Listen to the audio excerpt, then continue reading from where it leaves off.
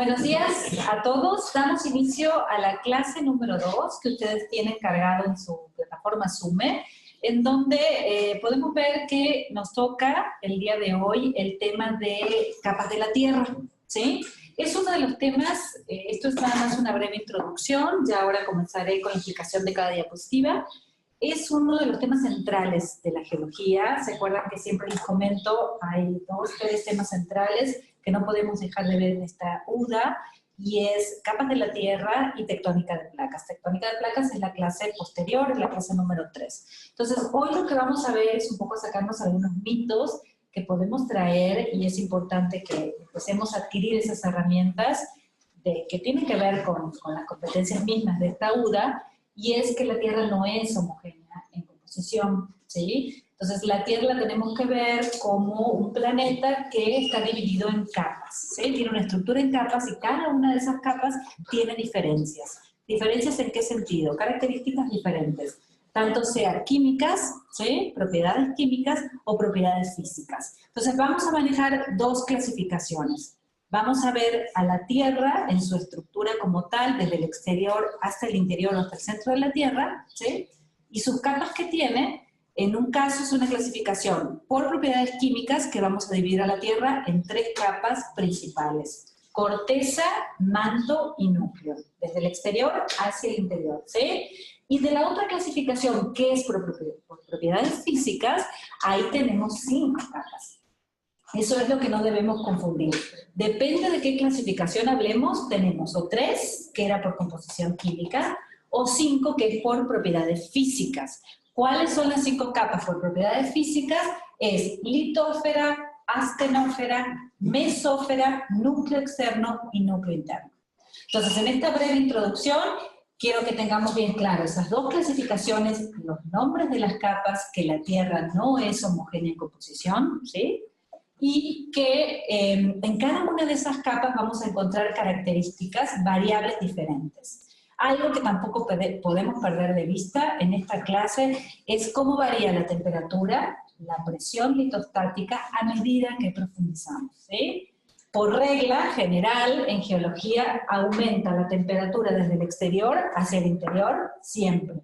Aumenta la presión también, ¿sí? Desde el exterior hacia el centro de la Tierra. Y también aumenta la densidad, ¿sí? Entonces, no hay pierde en ese sentido porque las 3 variables aumentan a medida que profundizamos.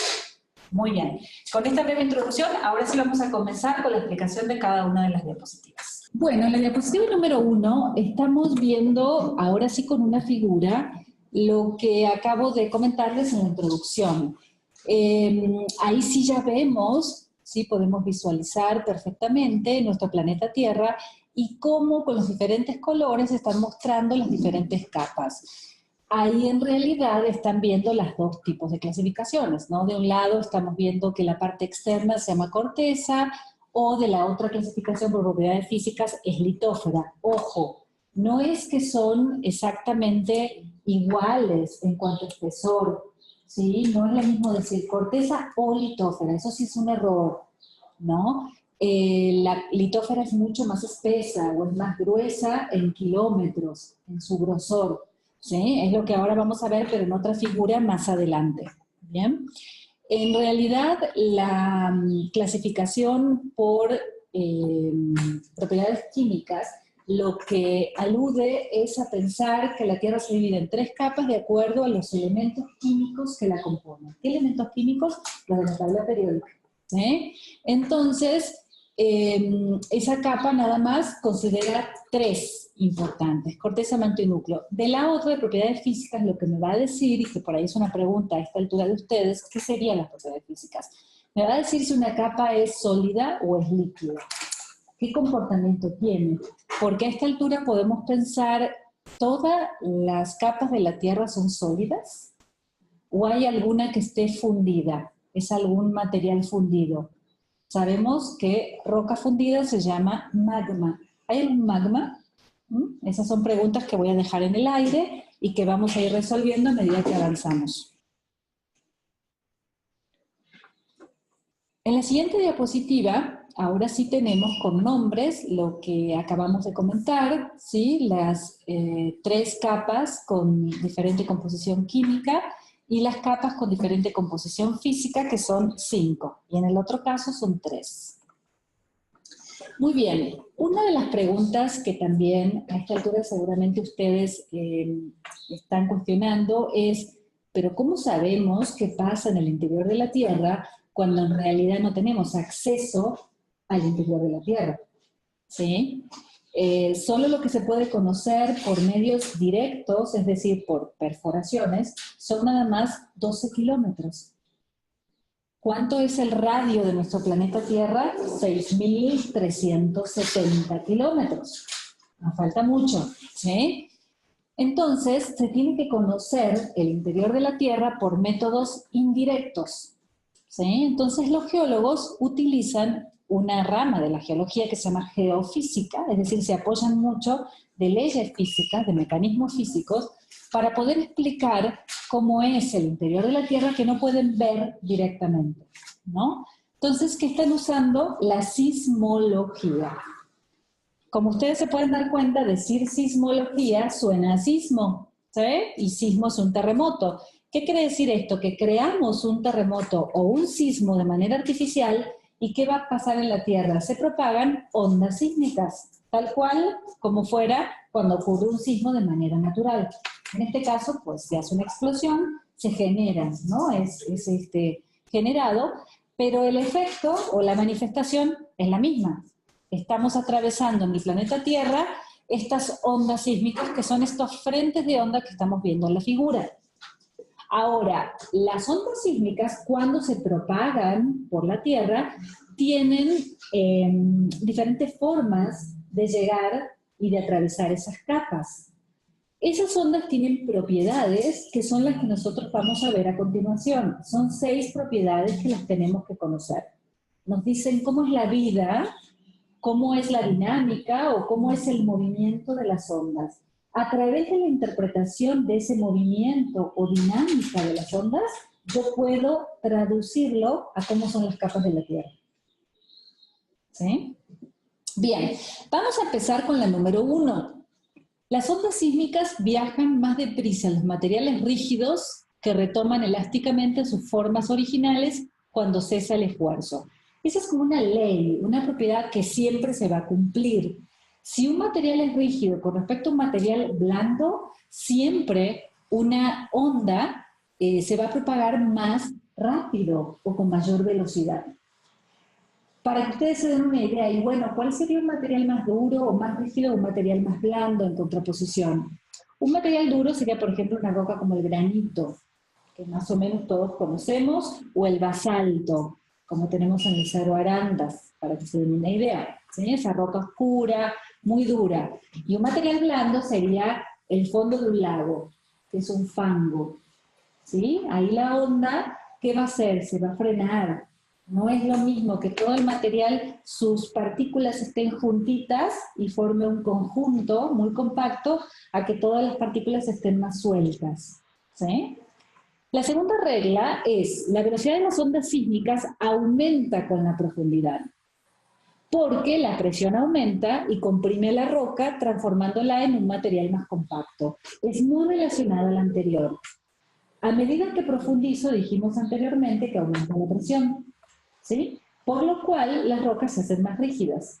¿Por qué? Porque pues juntan mayormente las partículas, ya no tengo tantos huecos, no son rocas sueltas, sino son rocas compactas, por lo cual la velocidad de las ondas siempre va a aumentar a medida que profundizo o estoy en el interior, ¿sí? De la Tierra.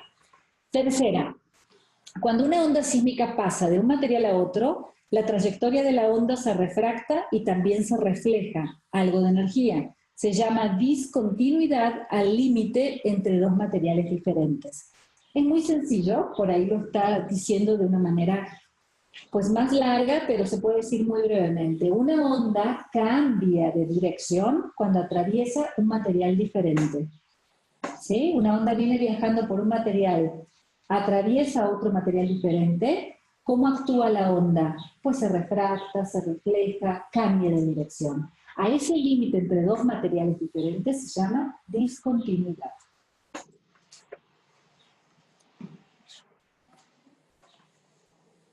Bueno, en la siguiente diapositiva ya tenemos las tres últimas propiedades de las ondas, en donde presentamos a los dos tipos de ondas principales que se propagan por la Tierra, pero son ondas profundas.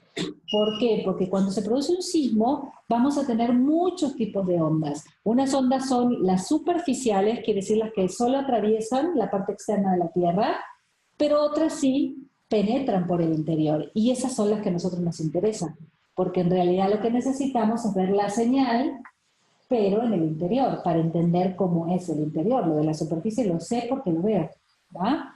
Entonces, ¿cuáles son los dos tipos de onda que tenemos? Las ondas P, o también se llaman ondas de compresión, o también ondas primarias. Y las segundas se llaman ondas secundarias, ondas S u ondas transversales. Esos tres nombres tienen cada una. Cada una de ellas se va a propagar por diferentes materiales, ¿sí? Voy a leer la regla o la propiedad número 4. Las ondas primarias o compresivas o de compresión, ondas P, vibran hacia atrás y hacia adelante en el mismo plano que su dirección de desplazamiento, y esto es muy importante, se propagan tanto por líquidos como por sólidos. Quiere decir que cuando una onda penetra el interior de la Tierra, yo voy a tener una manifestación o una consecuencia de esa transmisión de energía. ¿En dónde la voy a ver? Bueno, la voy a ver en un registro, que es un papel que se llama sismograma, ¿sí? Entonces, el sismógrafo es el instrumento que mide las ondas, y el sismograma es el registro que sale, ¿no?, después de que el instrumento lee o traduce esa señal que son las ondas. Entonces, en mi sismograma voy a ver cómo llegan las ondas o por qué capa atravesaron en la Tierra. Y según en ese registro, yo puedo empezar a hacer interpretaciones indirectas de cómo es el interior de la Tierra, ¿sí? Entonces, cuando yo recibo una onda P en mi registro, pues tengo que entender que pudo haber atravesado o una capa líquida o una capa sólida, porque esa onda atraviesa las dos. Pero en realidad a mí me interesa saber más si era sólida o era líquida. Ya vamos por partes a ver cómo puedo diferenciar si es sólida o es líquida con una onda P nada más, ¿sí? Para que se den una idea cómo se propaga una onda P, yo siempre doy el ejemplo de algo muy cotidiano. Cuando ustedes, por ejemplo, toman a una persona de los hombros y la sacuden hacia atrás y hacia adelante, que creo que muchos no lo hacen, pero para que se den una idea de un ejemplo, ¿sí?, que podría darnos idea de cómo se propaga la onda, ¿sí? Hacia atrás, hacia adelante, así se está propagando por el terreno, ¿sí? La onda S o la onda secundaria tiene otra particularidad, porque esa onda solo puede viajar por los sólidos. Esa sí no puede atravesar los líquidos. Quiere decir que cuando yo recibo en mi registro sismograma esa onda, quiere decir que atravesó un sólido. Si no, no lo hubiera recibido. ¿Va? Esa onda también se llama de cizalla. Cizalla o cizallar significa cortar, como lo que hace una tijera. Entonces, esa onda lo que está haciendo o se está propagando es hacia arriba y hacia abajo. Un ejemplo práctico, al igual que hicimos con la onda P, sería cuando ustedes toman con su mano una cuerda y la sacuden hacia arriba y hacia abajo. ¿Sí? Saben que la cuerda se va a ondear, ¿va? Esa sería la forma que se proyecta o que atraviesa esta onda las capas de la Tierra. ¿Sí? Muy bien. Entonces, siempre recordar que una es solo por sólidos y la otra es por líquidos y sólidos. Y la última, que es la propiedad número 6, dice que las ondas P siempre son más rápidas o más veloces que las ondas S. Eso también es regla.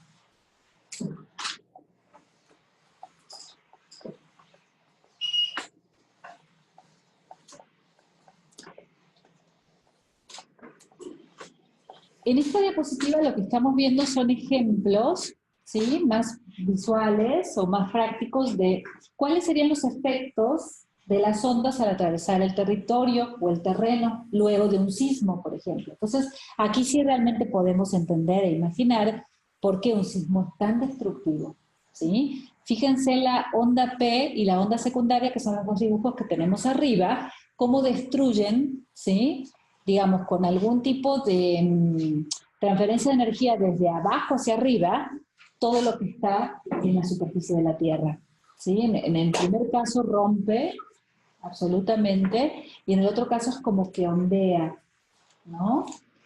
Las ondas Logue y las ondas Rayleigh son ondas superficiales. Se las puse nada más para que vean, porque esas no son las que se estudian para conocer el interior de la Tierra, porque son las que propagan a nivel superficie, no me sirven, ¿va? Fíjense lo destructivas que son, terriblemente destructivas. Ahora, cuando ocurre un sismo, y pensamos por qué hay tantos fallecimientos de personas, por qué hay tanta destrucción en las construcciones, en la infraestructura, edificios, etcétera. Porque actúan todos al mismo tiempo. No es selectivo, no es que vamos a decir, solamente en este sismo hubo onda P. No. Y de por sí es muy fuerte y muy terrible, ¿no? El efecto. Actúan todas, por lo cual realmente, por eso un sismo es una catástrofe como tal, ¿sí? Y natural, y de origen geológico. Ahí sí, hay que reconocerlo. Muy bien, aquí en esta imagen lo que estamos viendo son diferentes modelos de cómo podríamos pensar que se propagan estas ondas. Ahora sí las conocemos, son las ondas P, son las ondas S. ¿Cómo atraviesan la Tierra? Desde un punto ahí parece ser que está colocando el punto en el polo norte y a partir de ahí se van transmitiendo las ondas. Entonces, la primera opción, que es la letra A, les dice si la Tierra fuera un cuerpo homogéneo, las ondas se propagarían en una línea recta. ¿Eso sería real o no? Una opción B me dice que las ondas, pues parece que cambian de dirección, por lo menos, están curvándose, porque en realidad están encontrando diferentes materiales, diferentes aumentos de presión, diferente rigidez en las rocas. Y un tercer modelo, que es la letra C, me dice que algunas de las posibles trayectorias, que son muchas y diversas, que podrían tomar los rayos sísmicos al atravesar la Tierra. ¿Cuál es la real y la correcta? Es la letra C. En realidad, como ustedes pueden ver, las ondas desde un punto de donde se originan o nacen pueden tener un montón de opciones, seguir en línea recta, reflejarse o refractarse. Y en realidad lo que están haciendo es atravesar diferentes capas con diferentes características que se llaman discontinuidades. Bueno, este es un dibujo en donde en todo lo que acabamos de explicar anteriormente está todo aterrizado en una sola imagen. Entonces les pone como ejemplo un epicentro de un terremoto en el Polo Norte y todas las ondas que se podrían generar. El color negro, las líneas de color negro me están indicando las trayectorias de las ondas P y el color rojo me está indicando la trayectoria de la onda S. ¿Y qué tenemos del lado derecho? Tenemos diferentes registros de las ondas que se llaman sismogramas. 3 opciones diferentes según en dónde esté colocado en algún punto del planeta Tierra. Si estoy entre 0, que es el polo norte, y los 105 grados, voy a recibir en mi sismograma las 2 ondas, P, la negra, y luego la roja, la S. Si estoy entre 105 grados y más o menos está tomando 100, después de 140, voy a recibir el sismograma que está en la parte media, que no veo ninguna onda. Y ya después de 140 grados, ¿qué voy a recibir? Un sismograma con una onda, nada más la P.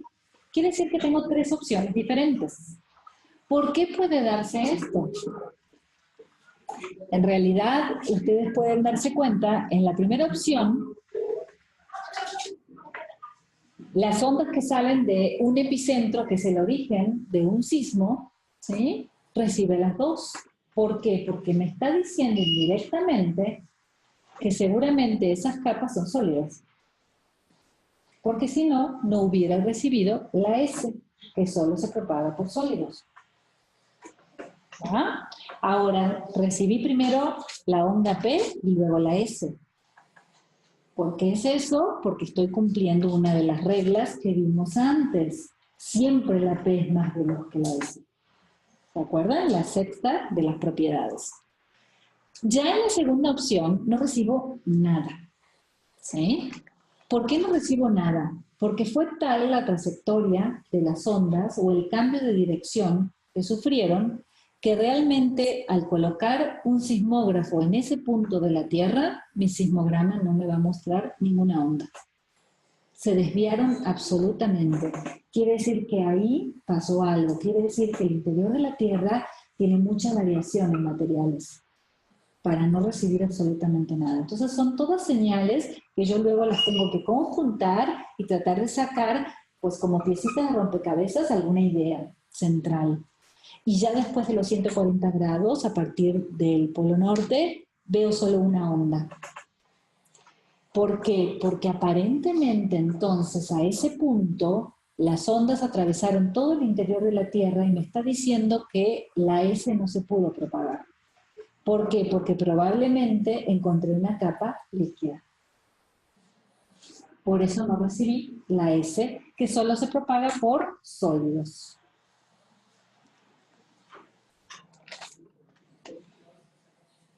Muy bien. A partir de ahora, lo que vamos a empezar a ver es, como tal, las diferentes características o propiedades que tienen las capas de la Tierra. En realidad, las diapositivas que ustedes tienen a continuación son un poco el texto que complementa la explicación o esta misma figura que yo les voy a dar ahora. Probablemente yo me sitúe solamente en esta imagen, ¿sí? Todo lo que vaya diciendo está en las diapositivas posteriores, ¿ah? Por ahí me regreso a esta imagen porque la necesitamos para que ustedes se ubiquen dónde están las capas. Vamos a empezar a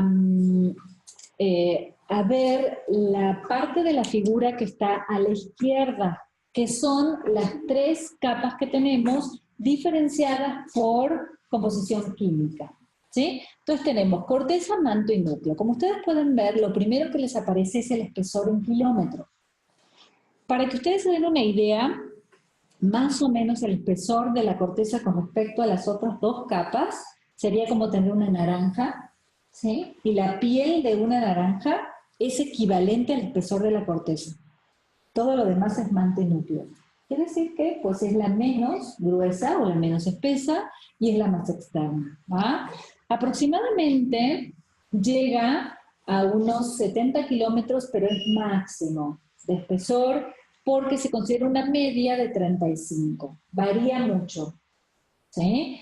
Tomamos 5 mínimos, 70 máximo kilómetros de espesor. Ahora, con corteza hay que hacer la salvedad que tenemos una corteza continental, lo estamos viendo en el dibujo que está por arriba de nuestro planeta Tierra, que es mucho más gruesa, ¿sí? Que es la raíz, digamos, de las cordilleras, y una corteza oceánica que es el fondo de los océanos. ¿Sí? Como el otro día veíamos en la clase del miércoles pasado, los océanos, en realidad, la columna de agua que sustenta un océano, pues está apoyada sobre roca. ¿Eso qué es? Corteza oceánica. ¿Sí? Muy bien. El manto tiene 2.900 kilómetros de espesor. Ya es mucho más gruesa. ¿Sí? Ese es el espesor que se maneja. Ahí sí no manejamos máximo y mínimo. Y cabe decir que si estamos hablando de composición química, ¿cuál será el elemento químico que domina en el manto? Nosotros sabemos que aumenta la densidad a medida que penetramos en el interior de la Tierra. Entonces, estaríamos pensando que aumenta el contenido de elementos más densos, por ejemplo, el hierro. ¿Sí? Entonces ya el manto es una capa que tiene mayor contenido de hierro con respecto a la corteza. En la corteza, ¿qué elemento químico domina? Elementos más livianos, por ejemplo el silicio, el aluminio, el calcio, el sodio y el potasio. El núcleo, que es la última capa que tenemos en esta clasificación, tiene 3.486 kilómetros de espesor y es una capa, como antes dijimos, que ahora sí va a dominar el hierro y el magnesio. Y también el níquel, ¿sí? Es un elemento que está secundario, pero también es importante en el núcleo. Bueno, en esta diapositiva a continuación estamos viendo las características que acabamos de mencionar. Algo que no les dije es qué roca domina en cada una de esas capas. En la corteza continental es un granito. Rocas es un tema que viene a posterior, ¿sí? Pero pues ya empezamos a introducir nombres de rocas. Obviamente si sabemos que los elementos químicos más livianos dominan en esa corteza, quiere decir que esa roca va a estar constituida de minerales que contengan a esos elementos. ¿Ah? Entonces es una roca granítica y su densidad es 2.7 gramos centímetros cúbicos. En cambio la corteza oceánica ya sí tiene un contenido mayor de hierro. Está más profunda, ¿verdad?, que la continental, por lo cual aumenta el hierro. En este caso vemos un aumento desde 2.7 de densidad a 3, un poquito más. ¿Sí? ¿Y cuál es su roca dominante? El basalto. El basalto es una roca oscura, como les decía antes, en el Cerro Arandas, ¿sí?, en el Piloncillo, que es el que tenemos aquí en Irapuato, esa es la roca que domina. La pueden ver roja porque está oxidada, pero es porque se oxidó el hierro. ¿Sí? Son rocas con alto contenido de hierro y se ven color café oscuro. Muy bien, en el manto, fíjense ya el aumento de densidad, 3.3 gramos centímetros cúbicos, y la roca dominante es una peridotita. Es una roca muy rara, que obviamente no vamos a encontrar en la superficie, solo está en profundidad. Y en el núcleo, bueno, el núcleo no hablamos de roca como tal, hablamos de elementos como tal, ¿sí? Tiene mucho hierro y mucho níquel, y su densidad es de 11. Quiere decir que pasamos de 3.3 a 11. Es un salto muy grande o un aumento muy grande de densidad. Aquí tenemos en la diapositiva siguiente un cuadro que nos muestra cómo cambian estas variables que estamos hablando a medida que profundizamos en nuestro planeta Tierra. Desde 7, que es más o menos, tenemos, digamos, la corteza, o desde 0 a 6.370 kilómetros, que es el radio terrestre, ya estamos en el núcleo, vemos cómo aumenta la densidad, la presión y la temperatura. Estos datos, muchos de esos sí hay que manejarlos con números, ¿sí? Hay que saberlos. En el caso de la densidad, fíjense que aquí les coloca que el núcleo llega hasta 13. Recién dijimos 11. Se maneja de 11 a 13, más o menos, ¿sí? Depende del autor. Pero lo que queremos ver es el aumento como tal. La temperatura del interior de nuestro planeta llega a 6.600 grados centígrados, ¿sí? Y vemos cómo va aumentando a medida que profundizamos. Lo mismo la presión. También aquí vemos las discontinuidades. Cuando cambiábamos de capa, ¿sí?, teníamos una discontinuidad según las reglas de las ondas sísmicas.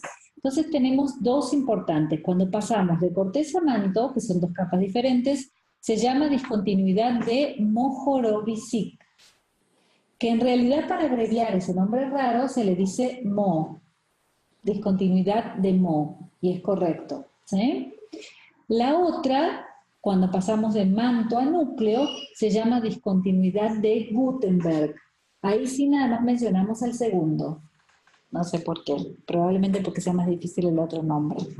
En la siguiente diapositiva estamos viendo muchas de las características que les comenté anteriormente, la cuestión de los elementos químicos. Ahora sí los visualizamos, ¿sí? En la clase de la introducción creo que también vimos una parecida. Entonces vemos cómo cambian los elementos químicos de acuerdo a las capas, ¿no?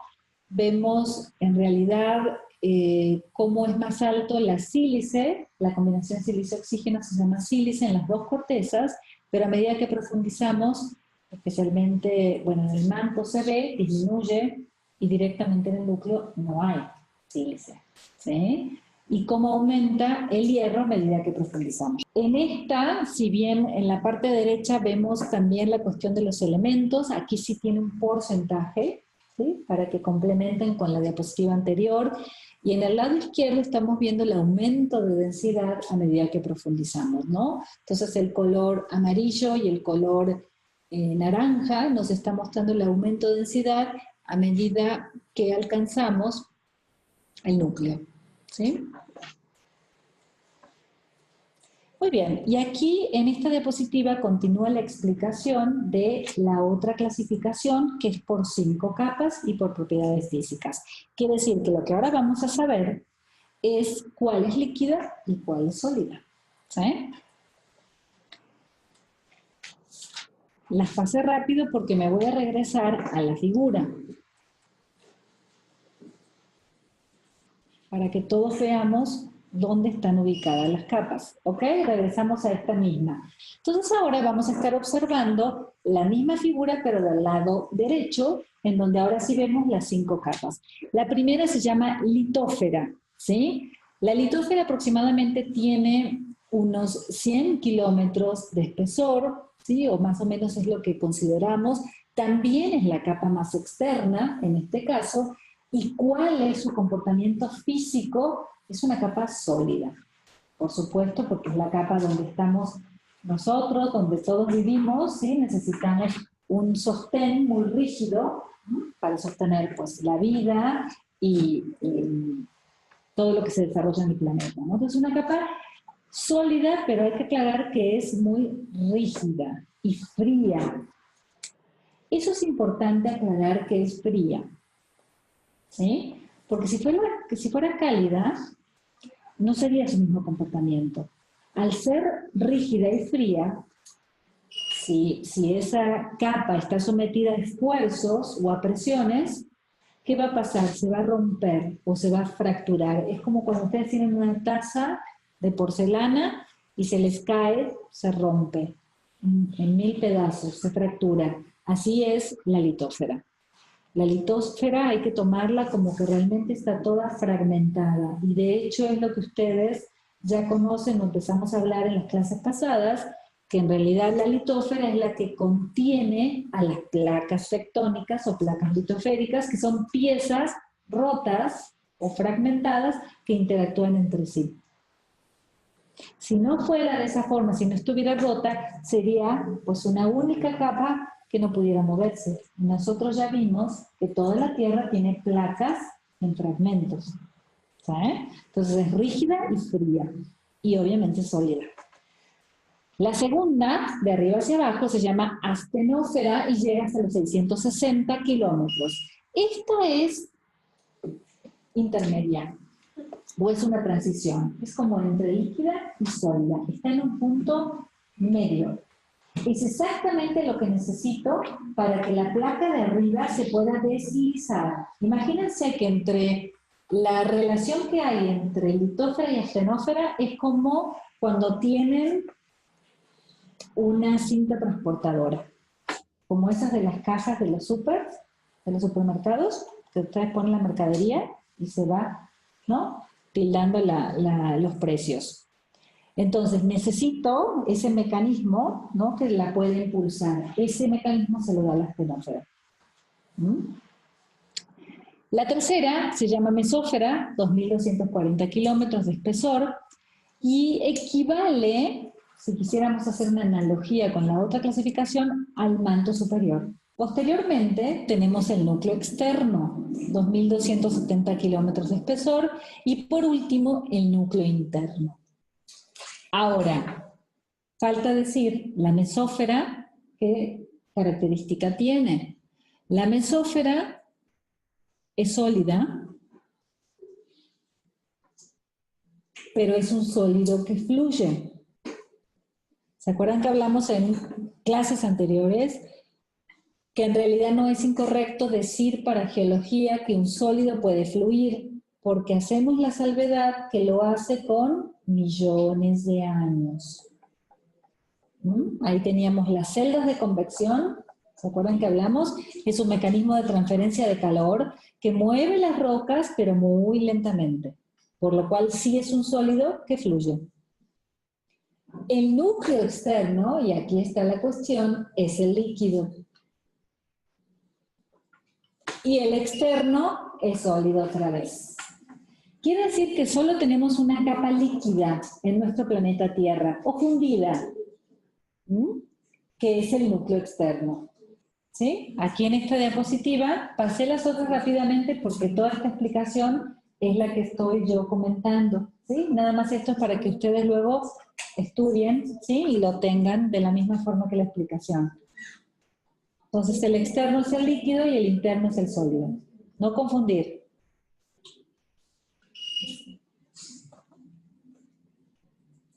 Como que se traba.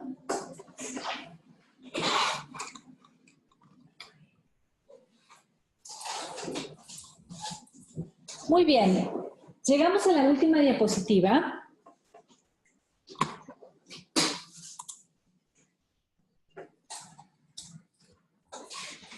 Y esta diapositiva es muy importante. Si ustedes entienden esta gráfica, entienden por qué las capas, si me van a creer así a fuerza, por qué la capa es líquida o es sólida.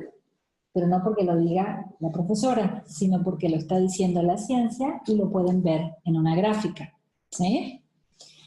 Entonces la pregunta central aquí es, y seguramente ustedes se la hicieron, ¿por qué el interno es el sólido y por qué el externo es el líquido? Si en realidad el que está más en el interior de la Tierra debería estar, y ya lo dijimos antes, con mayor temperatura, y ese debería ser el fundido, y no la que tiene arriba.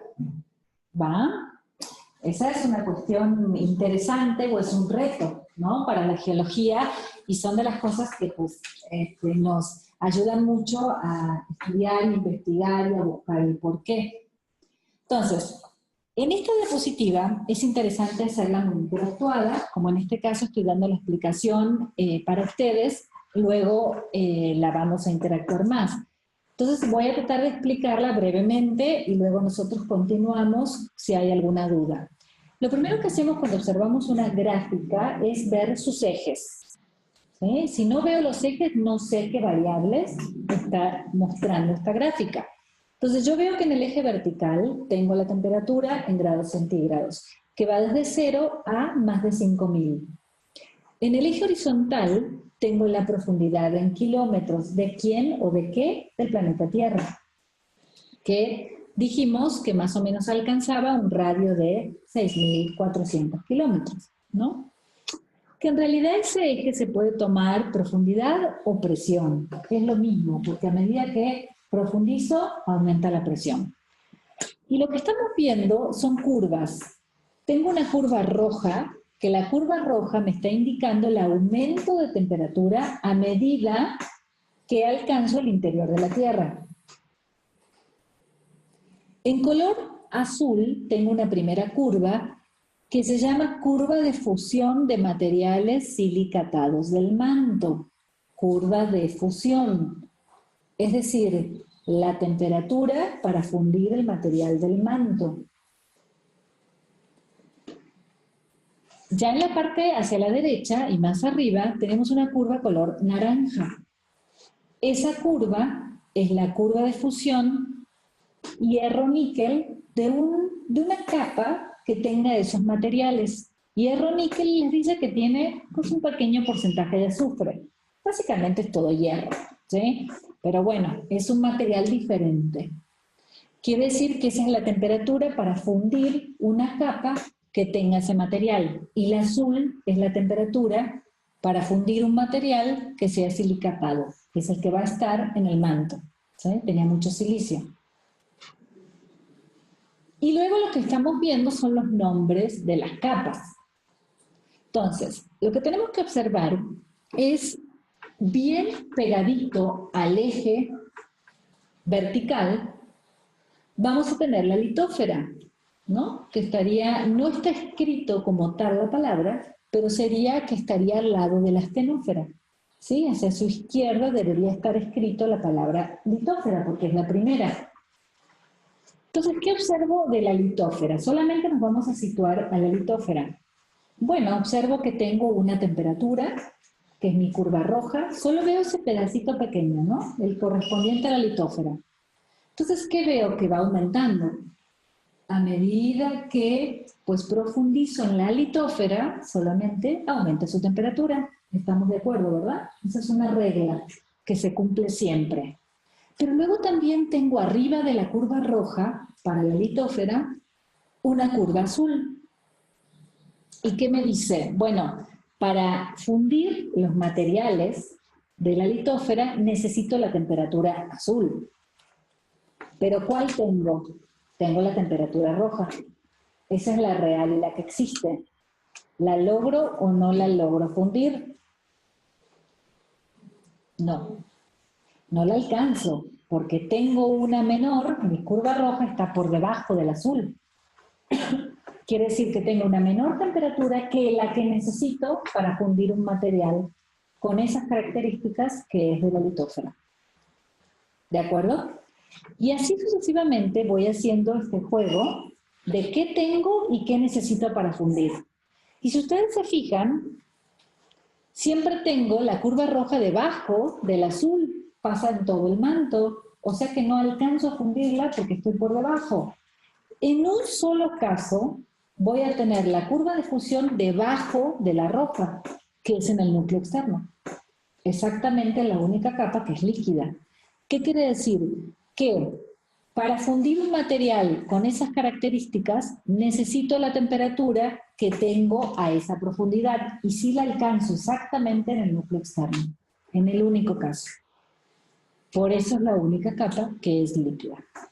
En el núcleo interno se vuelve al caso como la litósfera y la astenósfera, en donde la que necesito no la alcanzo. ¿Sí? Es más alta para fundir que la que tengo, por lo cual no se puede fundir, por lo cual es sólido. Quiere decir que para pensar que una capa es líquida y sólida, lo primero que se nos viene a la mente es decir, depende de su temperatura o es la variable que más importa. No, también importa la presión. Aquí cuando profundizo aumenta la presión y la presión es una variable que juega en decirme si una capa va a ser líquida o sólida.